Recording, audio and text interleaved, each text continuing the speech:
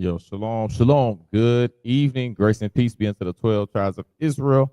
We're a little behind as far as on the Wisdom of Solomon series. It's been a little second. It's been a little second. Hey, if the sound's coming in good, y'all let me know. Let me know how the sound has been because I had to reconnect the microphone, so it might not be coming through the mic. And if it's not, y'all let me know ASAP. Let me know ASAP. But let me go ahead and get shout out to in the lesson this evening. Like I said, glad to see. Look like some people been waiting, so it must mean that I've been gone for too long. Been gone for too long. So let me go ahead. Sarah, see you in the building. Grace and peace be with you. Good evening. Good evening. Hopefully all is well. Hopefully all is well. Lawa, see you in the building as well. Grace and peace. Grace and peace. Katrina, see you in the building as well.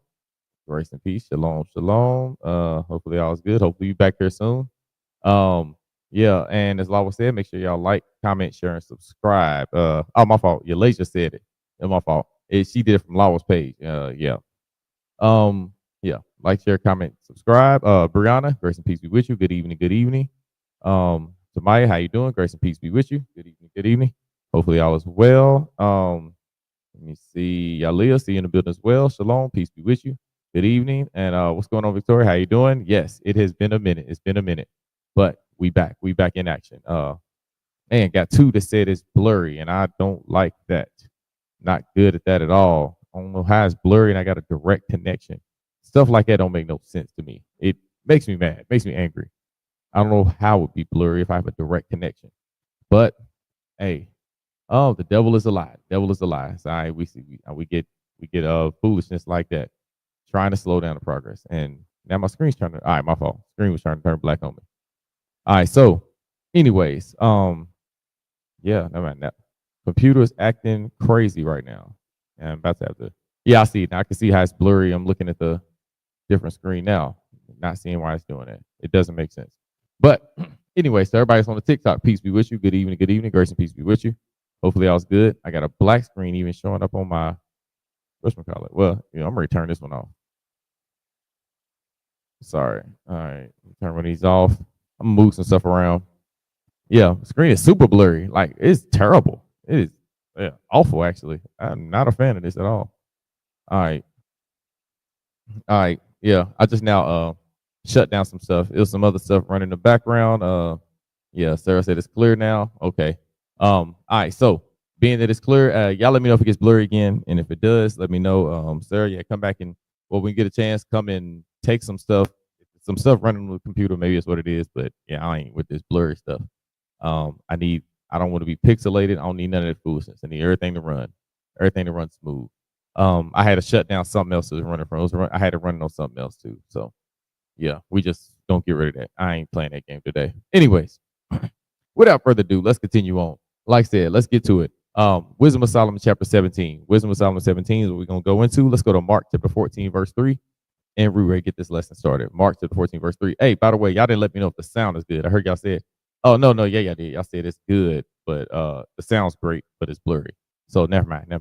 So, and don't say y'all hear sound. Make sure it's coming through the mic. If it ain't coming through the mic, it's all like echoey and stupid. Yeah, I don't like that. But anyway, let's get to it. Mark chapter 14, verse 3. And being in Bethany in the house of Simon the leper, as he sat at meat, there came a woman having an alabaster box of ointment of spikenard, very precious, and she brake the box and poured it on his head. And there were some that had indignation within themselves and said, why was this waste of the ointment made? For it might have been sold for more than 300 pence and had been given to the poor. And they murmured against her. And Jesus said, let her alone. Why trouble ye her? She hath wrought a good work on me. For ye have the poor with you always, and whensoever you will, you may do them good. But me ye have not always. She hath done what she could. She is come aforehand to anoint my body to the burying. Verily I say unto you, wheresoever this gospel shall be preached throughout the whole world, this also that she have done shall be spoken of for a memorial of her. So whenever we bring out the true gospel of Jesus Christ, the message that's given to the 12 tribes of Israel scattered all over the globe, the words that are given to the people we understand, the sons and daughters of the Most High, those people we know that God loves, those people who are the slave descendants, those called Negroes, those called black, those people we know are the children of the Most High. Whenever we bring out this message that's telling those particular people, and I say particular on purpose because it is directed at them, it is exclusive to those people. Whenever we tell those people to keep these laws and accept the fact that we are the chosen and we have to follow what God said because we as children, whenever we bring out this message to those people, we always going to remember the woman that put the ointment on the body of our Messiah, the black Messiah, the only Messiah, matter of fact, the black Messiah, Jesus the Christ. All right, let's dive on into it. But before we get into the wisdom of Solomon, let's see how Solomon obtained these things. Let's go to 1 Kings chapter 3, verse 5. Hey, one more time, put a 1 in the chat if it's coming through the mic. If y'all hear the sound coming through the mic, put a 1 in the chat. If you don't know, don't say nothing, but put a 1 in the chat. Hey, let me know that ASAP. All right. 1 Kings chapter 3, verse 5. In Gibeon, the Lord appeared to Solomon in a dream by night. And God said, ask what I shall give thee. And so the Lord asked Solomon, hey, what do you want? What do you need? What do you require? What are you hoping for, right? So ask me what you would like to have. All right, I'm going to jump down to verse 9. Give therefore thy servant an understanding heart to judge thy people, that I may discern between good and bad. For who is able to judge this thy so great a people? So he asked for a mind to know what's good and what's bad, what's right and what's wrong. He wanted to be able to see the right thing, so that way he could direct the people, he could lead them in the right way. If they need a decision to be made, he can make a decision that's going to be the best decision, and not the best decision for him or not the best decision for someone else, but the best decision according to God, because God wants you to make a decision that is based in truth. So he said, hey, you make a decision and make sure the decision is right. So that way, no matter what, it doesn't care who it is. It doesn't care if the person is ugly or cute. It doesn't care if the person is dark or light. Don't care if the person is short or tall, fat or skinny. You know what I'm saying? Bald or hairy. Don't care. The truth is the truth. Justice is justice. Justice is blind. Doesn't matter. All right. So that's what we want to be judged by. And Solomon said, hey, give me an understanding mind to actually be able to see what the right thing is. Because the only thing that matters is he wants.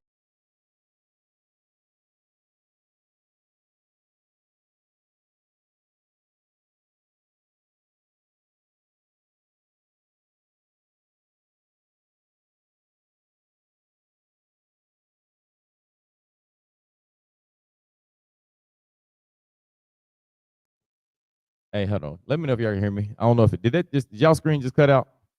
If it just cut out, let me know. And I just now had to come back inside. I'm not sure what was going on. But anyways, all right, okay. Thank you for letting me know. And everybody said ones in the chat. Appreciate y'all. All praise to the Most High. I appreciate y'all. Thank you for letting me know. It sounds good.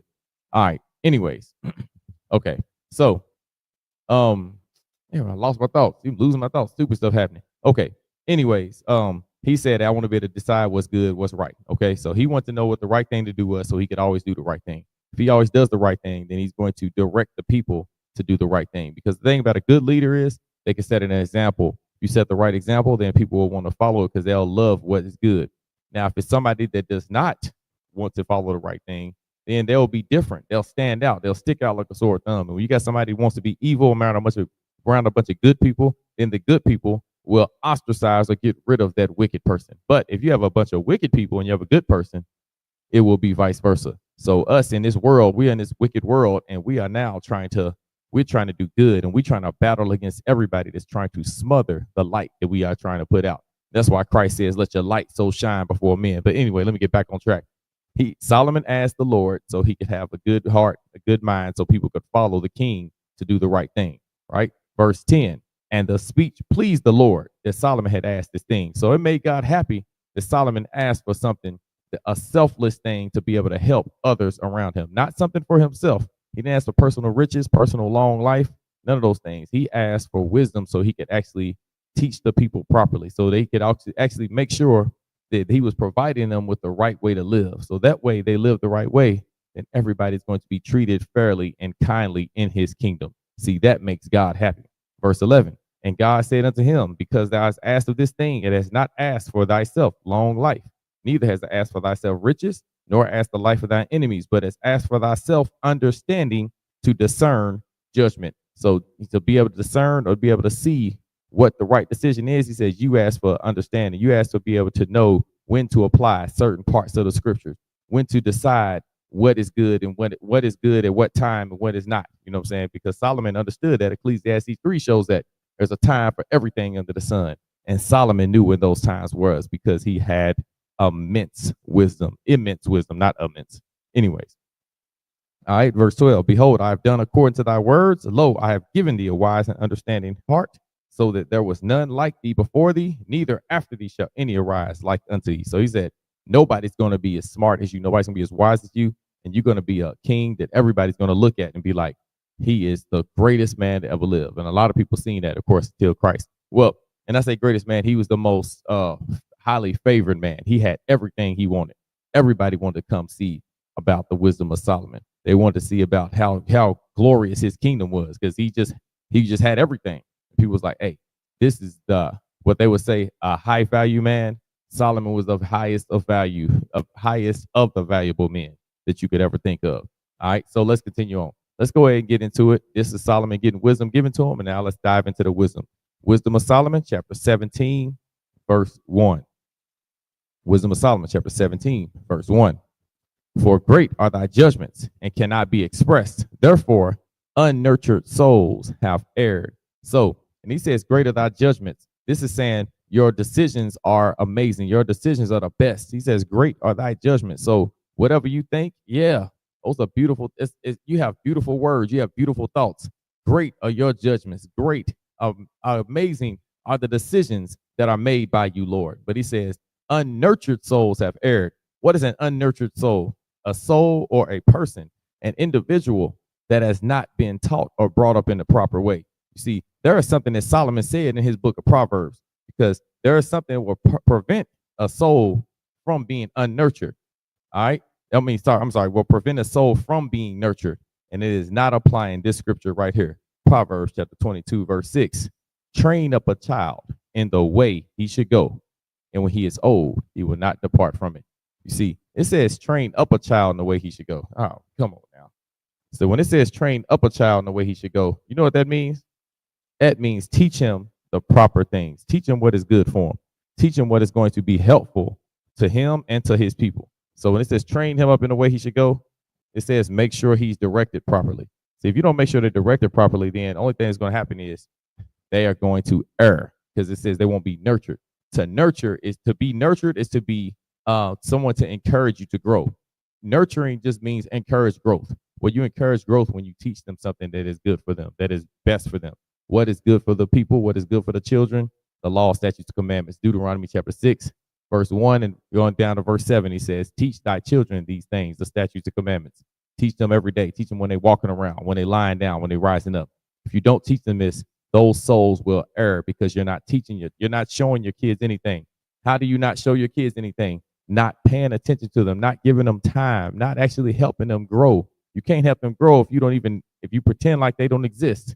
You have to make sure you know they exist. If you pretend they don't exist, what are you doing? You're just focused on your life and doing what makes you happy. When you do what makes you happy or makes you comfortable, you are going to ignore those around you that love you, that will need you, that require your presence. So you have to nurture them.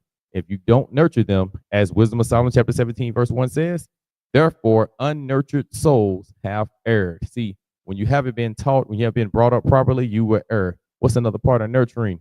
Ass whooping. See, ass whooping is good, because what they do is they nurture you. They encourage you to grow in the proper way. They encourage you to do the right thing. See, if you don't get any of those, guess what's going to happen? You're just going to do the things that you want to do to feel good to you. All right. Unnurtured souls will err. Verse 2, Wisdom of Solomon 17 and 2. For when unrighteous men thought to oppress the holy nation, they, being shut up in their houses, the prisoners of darkness and fettered with bonds of a long night, lay there exiled from the eternal providence. Hey, everybody that's on, let me see. What is he talking about? He says the unrighteous nation tried to oppress. No, it says the unrighteous men tried to oppress the holy nation. What is this referring to? Then he says they were shut up unto darkness. What is this referring to? Everybody that's on. All right, let's see who's been reading their Bible, who understands the history, who knows what goes on within the word of the Lord. All right, I'm gonna turn into a book right now. While I'm getting this scripture, let me see if y'all can answer this question. All right, and if you're not answering the question, or if you're not trying to answer the question, then yeah, you gotta say what's going on. If you don't know, say I don't know. Don't just be sitting there all quiet either. Make sure you answer the question or something. If you're engaged. If you're not engaged, you're not trying to engage, and you ain't trying to learn. If you ain't trying to learn, then hey, I don't know what you're doing with your life. You know what I'm saying? Make sure you are trying to learn, trying to find something out. Because those people trying to learn are the ones that are actually going to get something. All right, all praise. We got one. All right, Victoria said, not sure. All right, cool. We got one. Said she's not sure. Said those people try to oppress the holy nation. Let's go ahead and go to it. Let's go to Exodus chapter 10, verse 15. All right. Exodus, not 15, I'm sorry. Exodus chapter 10, verse, I'm sorry, I lost the spot. I thought that was the second to last one. Oh, my bad. I think I won't. Yeah. Exodus chapter 10. Nope, went the wrong spot. All right, hold on. Wait, we got to reach back. I thought it was 10, and it might be 9. So now I got to go back this other way. Sorry, y'all. Hold on, let me see. All right, Lawa said the mind. All right, that's a good guess. That's a good guess, but Mama's wrong again. All right, hold on. My bad. I can't believe I lost it. All right. Let me see. Oh, all right. Lawa said it's blurry again. Soon as I give her the sound bite saying Mama's wrong again, she sends me the message saying it's blurry again. Is that retaliation or is that what actually happened? Let me see. I don't know what's happening. I'm sorry. Bear with me, Israel. Sorry about this. I can't believe this is doing this to me. All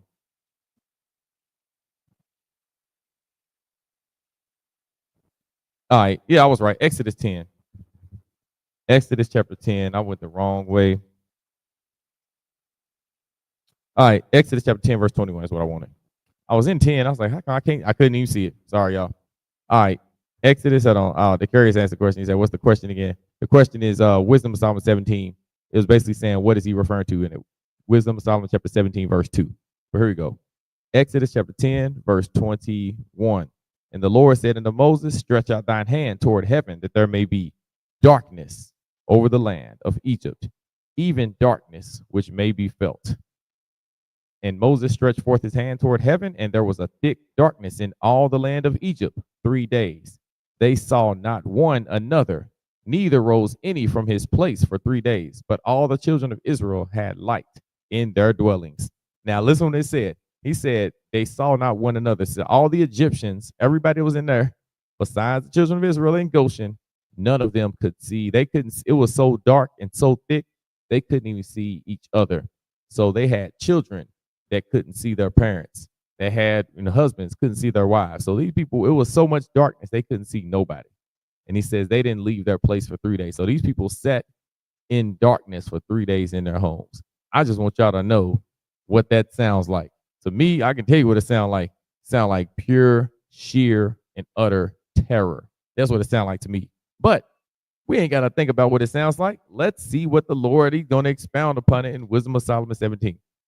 Wisdom of Solomon chapter 17, verse 3.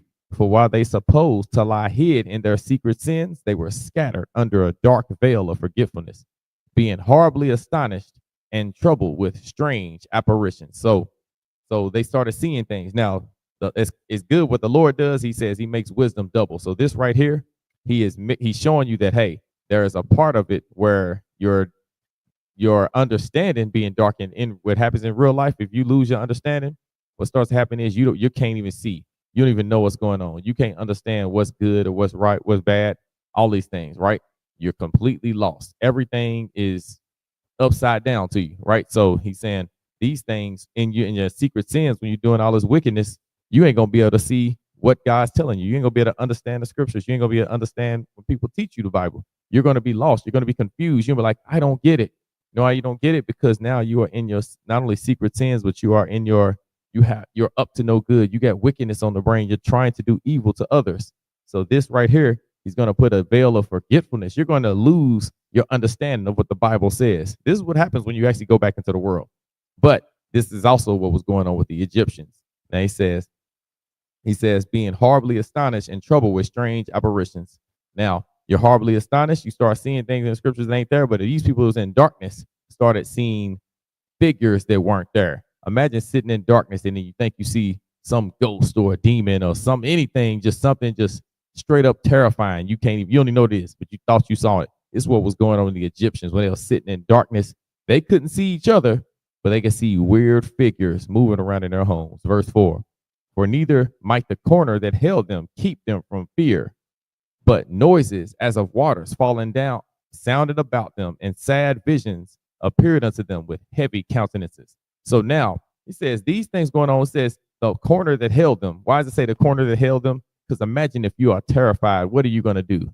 You are going to crawl into a corner. You're going to be sitting there against both walls, just terrified, shaking. That corner couldn't, it said it could not keep them from fear, meaning it couldn't stop them from being afraid. It said that corner that held them didn't prevent them from being scared. Just because you was in a corner, it didn't stop you from being scared. You still terrified. Because what are you going to go into a corner for? Because you're afraid that, you know, something can come around you at any corner. Someone can be behind you. Someone can be to the left, to your right, in the front. You go to the corner, all you got is something in the front. And anybody that's been terrified somewhere before understands this. You don't want to be in the open and just open darkness, not knowing what can come from anywhere. But you're going to just be straight up terrified. And like Victoria said, that's scary. And we know Victoria knows because she watches scary movies all the time. That's our thing right there. Guess what? This is real life scary movie right here. Real life terror, real life fear. All right, verse 5. Let me read on. And then he says, sounds of waters sounded about them. So not only are you scared and terrified, you also got a bunch of just noise, water sounds just, around you. Just think of any type of water sound, running water, a drip, whatever it is. And then he says they seen visions of heavy countenances. Anybody ever seen the movie Emily Rose? You'll see these people, and then they got these just heavy, these scary, terrifying, sad, depressed faces. That's a heavy countenance. That is something, again, scary. A matter of fact, think of the Scream Mask. Scream Mask has a heavy countenance. Matter of fact, look, the face itself is being weighed down. It's heavy countenance. It's all there. Verse 5, no power of the fire might give them light. Neither could the bright flames of the stars endure to lighten that horrible night. Speaking of night, my dang on ring light keeps on shutting off for some reason. And I'm not getting why. I might have to get another one or something. I don't know what's going on with it. It's making me mad though. I don't like it. So anyways, so he says,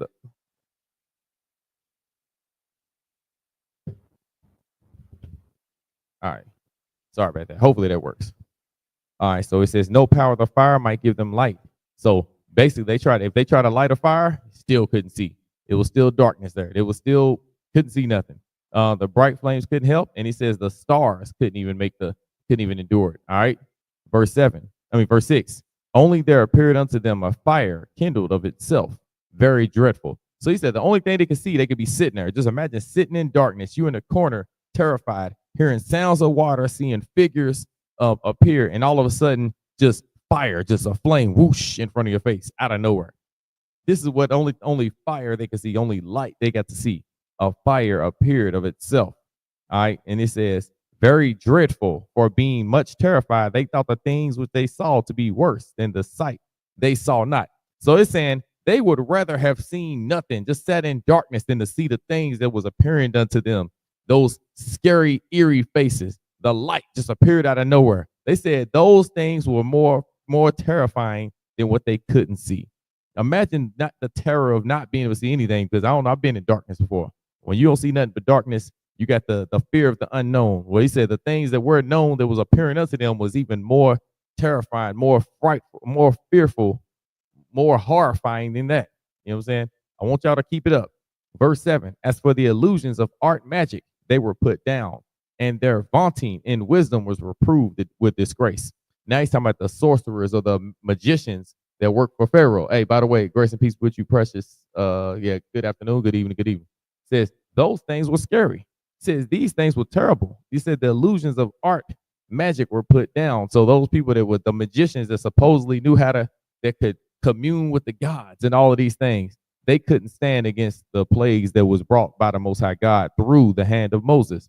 Verse 8, for they that promised to drive away terrors and troubles from a sick soul were sick themselves of fear, worthy to be laughed at. So the same people that's like, hey, I can come and I can save you, I can fix it. Well, they came through with Fix It Felix spirit, and it didn't work.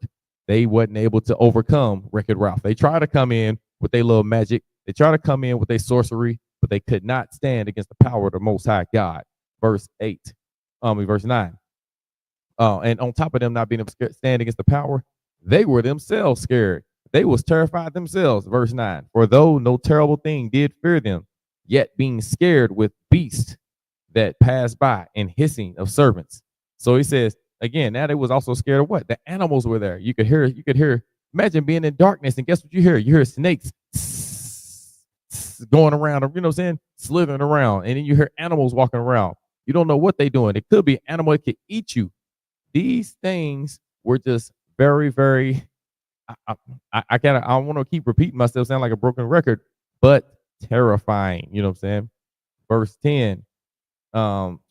They died of fear. Now look at this. Now this was going on. Now think about what happened to a lot of the Egyptians. I'm gonna read it again.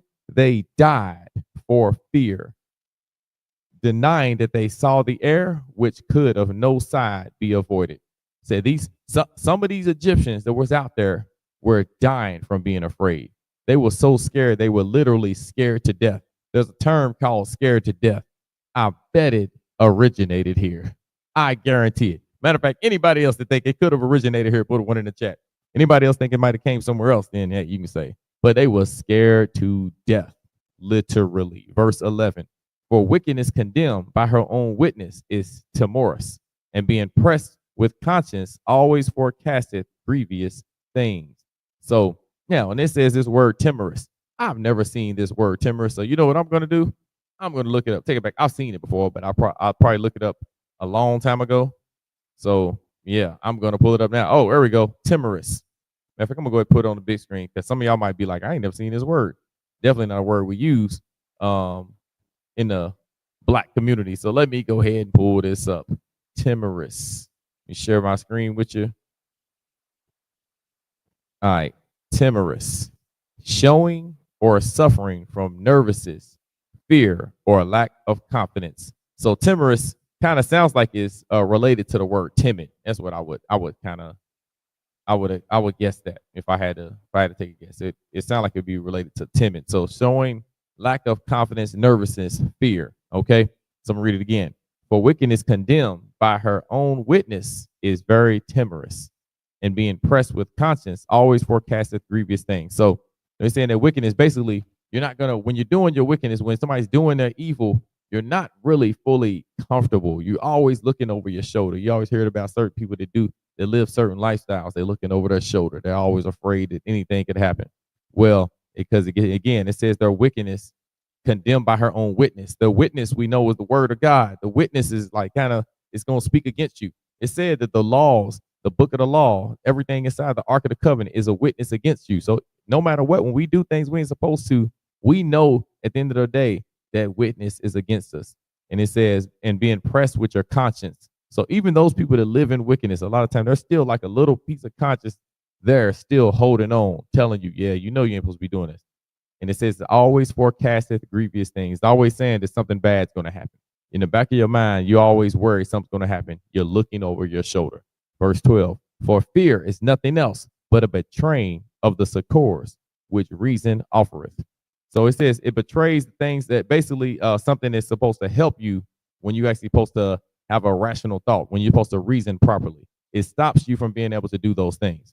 Verse 13, and the expectation from within being less counteth the ignorance more than the cause, which bringeth the torment. So he says the expectation within being less, because now it says when it's within being less, meaning you don't have as much inside you that is expecting to do more. It's this believing you can do more. Your faith is going away. It's kind of basically what it's telling you. And it says it counts the ignorance more than the cause, which brings the torment. So the not knowing, the fear, like kind of like that darkness, being unsure, all it's going to do is bring more and more uncertainty. It's going to bring anxiety. Why is the anxiety there? Because now you are losing faith. When you don't have faith, you have higher anxiety. The higher nervousness, the higher levels of fear, the higher levels of doubt, higher levels of uncertainty, it shows your high levels of unbelief. If you don't believe, then you're always going to be uncertain what's going to happen next. If you do believe, you trust God, you're like, hey, I'm going to be straight. Everything's going to be fine, because you don't have this high levels of that. You got to have high levels of faith. If you got faith, high levels of it, then you're never going to be worried and scared and terrified. You're like, oh, everything's going to be all right. You know what I'm saying? It looks bad right now, but you know what? It's going to be fine. Yeah, I'm losing this game by 30, but guess what? The Lord's on my team. All he got to do is sub in Jesus the Christ, the Black Messiah, and he's going to come in and bring us back into the game. See, a lot of people don't believe Jesus is on your team. Matter of fact, y'all know Jesus ain't on your team because you've been playing against him. You've been trying to steal the ball from Jesus Christ. You've been trying to block Jesus' shot, trying to do all these things, and then you wonder why your life going terrible because you don't have faith in Jesus Christ. You don't want to be on his team. You don't trust that he is going to lead your team into victory. You trust he's going to lead you into victory. You are going to follow him and follow his word to the ends of the earth. All praise to the Most High God. Yeah! Wisdom of Solomon, chapter 17, verse 14. But they, sleeping the same sleep that night, which was indeed intolerable, and which came upon them out of the bottoms of an inevitable hell, were partly vexed with monstrous apparitions, and partly fainted, their heart failing them, for a sudden fear and not looked for came upon them. So he said, these people, again, he says, were partly vexed with the monstrous apparitions. It said monstrous apparitions. I don't know if y'all, but how many of y'all, matter of fact, how many of y'all would love to see a monstrous apparition? If you would love to see a monstrous apparition, put a 1 in the chat. If you are like, hell no, I would do not want to see that, put a 5 on the chat.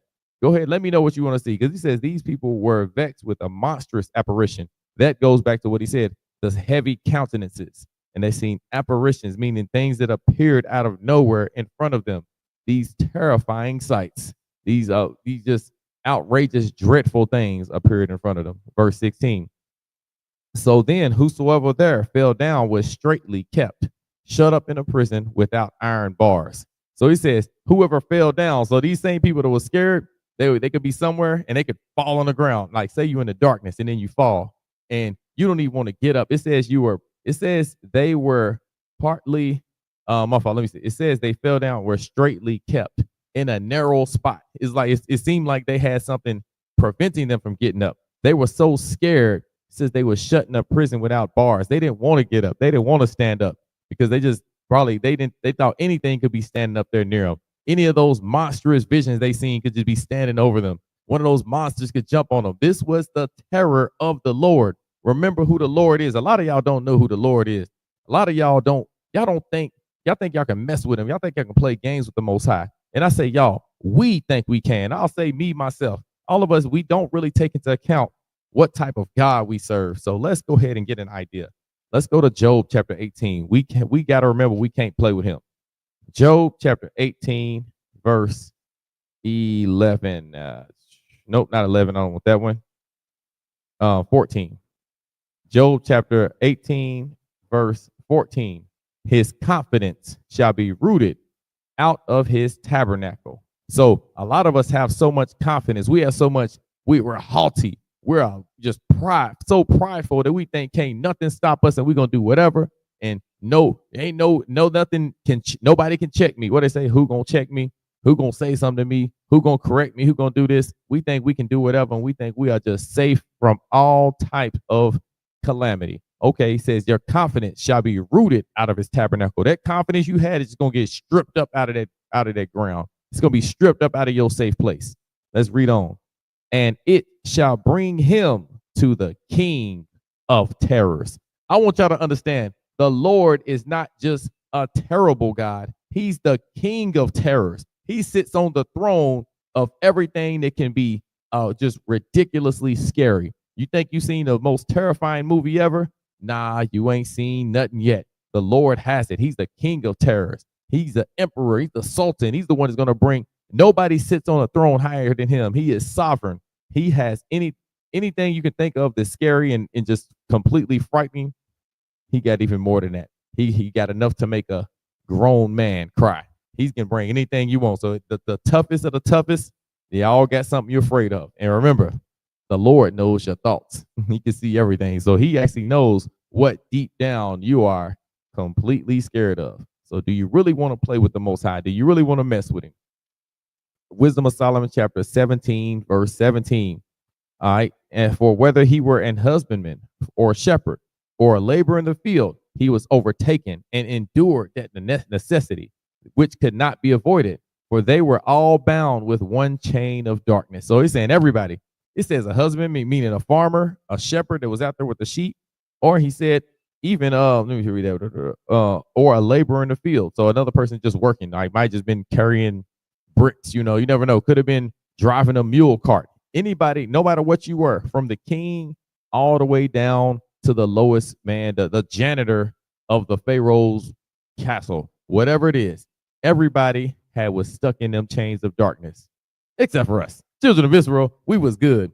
Lord's like, hey, you ain't got to worry about it. All of that stuff going on, yeah, in their house, it's going to be darkness. But y'all cool. When they come to you talking about, man, it's scary, it's dark. You know what I'm saying? And how come you ain't got it? Because the Lord said, according to that, we don't do that here. He said, we don't do darkness here. We do light. My children of light are always going to be safe. They're going to be just fine. I don't know about you, though. Y'all going to be shut up in darkness. Verse 18, whether it be a whistling wind or a melodious noise of birds among the spreading branches, or a pleasing fall of water running violently, or a terrible sound of stones cast down, or a running that cannot have seen skipping beasts, or a roaring voice of a savage wild beast, or a rebounding echo from the hollow mountains. These things made them to swoon with fear. So it's just naming all the different sounds that scared us. Just the wind. Any of y'all ever been outside? You know, y'all seen scary movies before. You know, it's all people walking outside and it's real dark and they can't see nothing. But they afraid that one of the monsters is out there. You know, they think Jason's out there or Pumpkinhead. For all my people seen that, you know what I'm saying? I would name a bunch of other classic scary movies. Y'all know, y'all get the picture. Whatever scary things out there, a wind whistling, it's going to scare you. A shaking leaf, you know what I'm saying? Just like that. It says the noise of birds just chirping, you know what I'm saying? Birds just making noise. A crow, think about hearing a crow sound. You know, it's scary, you know what I'm saying? It's going to terrify you. It says, what it say? Pleasing fall of water. So it said a pleasing fall of water. You know what I'm saying? Sometimes you'll be glad to hear water. Not at this time. This time that water's going to be scary. He says, or a terrible sounds of stones cast down. So falling rocks. You hear this, it's going to scare you. All of these things are going to come to you. It says skipping beasts, monsters running around, you know what I'm saying? Or even the roaring voice. It said the roaring voice of savage beasts. Imagine being in complete darkness and then you hear a lion roar. You can't see nothing, don't know which direction it is in. All you hear is a lion growling or roaring. It's over. Like, you know what I'm saying? Lord, take my ghost. I'm giving it up. I don't want it no more. Please, here, take my ghost. That sheer anxiety, that fear of uncertainty that was placed on them, and the Lord can put them in that situation. Verse 20, for the whole world shine with clear light, and none were hindered in their labor. Hey, for all the people that talk about world does not mean Israel, let me read that one more time for all my unbelieving, doubting Mustafas.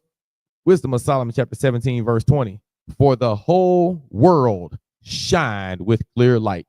The whole world was in our hands. We was protected. The whole world was in his hands, literally right here. That's probably where they got this song from. Got the whole world in his hands. We were in his hands, and nobody could pluck us out. We was in them hands. The whole world shined with light. We was cool. We was moving on business as usual. Nothing hindered us. Nothing stopped us. Everything was all good. All praise be to the Most High. Yeah! Wisdom of Solomon 17:20 again. For the whole world shined with clear light, and none were hindered in their labor. So none of them was stopped. None of us was slowed down. We was able to do everything, and we were able to live just fine. Verse 21. Over them only was spread in heavy night. So he said, over them only. Over the rest, over all them other ones, yeah. They had the light. They had the darkness, which should afterward, an image of that darkness, which should afterwards receive them. But yet were they unto themselves more grievous than the darkness. It says, them to themselves, how they felt inside what was going on, their own thoughts that they were trapped in, because they was trapped in that darkness, and they was trapped with themselves, their own thoughts. What they say, isolation makes people go crazy. They was the ones, they was hindrance to themselves. Just like people that walk away from the faith and stop believing in the Most High. Hey, you are a terror to yourself. You know what I'm saying? You're destroying yourself from the inside out. That's why it's important to let the Lord lead you and guide you. Because you get inside your head and let your mind rule over you, oh, Satan's going to take you. He's going to take you straight to the darkness. How many of y'all want to go there? If you want to go to the darkness, put a 5 in the chat. And if you want to go into the light, put a 3 in the chat. Let the Lord know, hey, I'm trying to come with you. I'm trying to go with you. I want 3 days of light, not 3 days of darkness. All right. So anyways, this is the Wisdom of Solomon 17. I pray y'all were edified. And if you were terrified, all praises too, because then that means you can understand that you don't want to play with the Lord. If you got that fear, the fear of the Lord is beginning of wisdom. If you got some fear of the Lord, I'm happy to hear it. I'm happy to hear that I was able to help you get fear of the Lord, because you know what? That's going to be the start of you learning how to do the right thing. All right. This is Wisdom Solomon 17. I love y'all, Israel. Y'all enjoy the rest of y'all's night. Grace and peace be unto the 12 tribes of Israel. Shalom.